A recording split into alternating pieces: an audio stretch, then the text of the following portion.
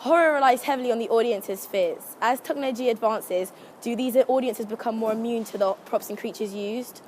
Do these traditional filmmakers have to upgrade to more effective ways like CGI and VFX? Or can these traditional horror filmmakers stick to the old ways of using practical effect? We at the VHN sought to find this out. We talked to Lawrence Sanders, manager of the props department at Escapade in Camden, to ask him his thoughts on the use of CGI in horror films. I don't think it's ruining it, but I think it's best to use a limited amount of CGI. I think if used properly, it could be very effective. Too much, I think, cheapens the effect. Throughout the years, horror directors have tried their best to convince the audiences of the impossible.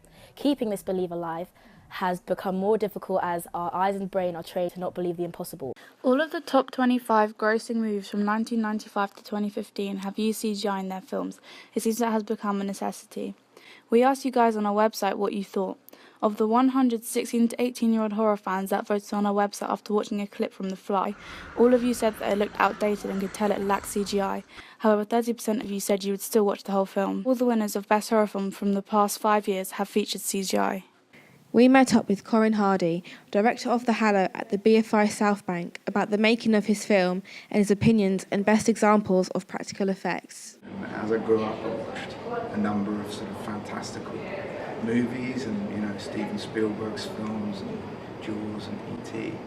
Yeah, and I have involved CGI in my film The Hallow. It's very much a mixture of techniques. I think now you have the ability to use CGI. Whilst I love practical effects and I tried to make The Hallow very organic and in camera to try and do everything for real, partly a budgetary limitation. It's not all practical effects are great. If you film it right and it's real and it's in camera and the audience that's watching are swept in by the story and the tension and everything you've built up to this moment when you have these effects in your films, there's something that, because practical effects are real, they're practical in camera, if you can make them feel real, there's no sense that you're being tricked with a computer. And I think as a human being, the minute you sense a computer's involvement in something you're watching and being told is real, it doesn't immerse you in it, and it doesn't hit you in the heart.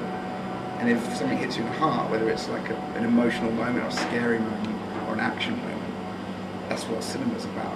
Do you think that it will be difficult to maintain the use of practical effect in film? I think people are, you've had J.J. Abrams who just made the new Star Wars film, and he did a mass amount of practical work and had stunts happening and sets built, and I think it sort of shows in the quality of the overall film. For me, the ones that really stand out as, an incredible level of artistic achievement. The guy that inspired me was Ray Harryhausen, who is no longer with us, but he was sort of the pioneer of stop motion animation in feature films. Then I think the Alien in Alien, the original one, is a sort of a brilliant conceived creature effect. This is a sequence actually that's the makeup transformation in the film. Very inspired by The Fly, funny enough.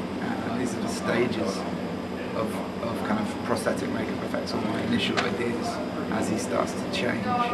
So rather than the sort of fantastical little flying around Tinkerbells, it was things inspired by the Irish mythology and banshees. Like what would a banshee look like now, or a changeling?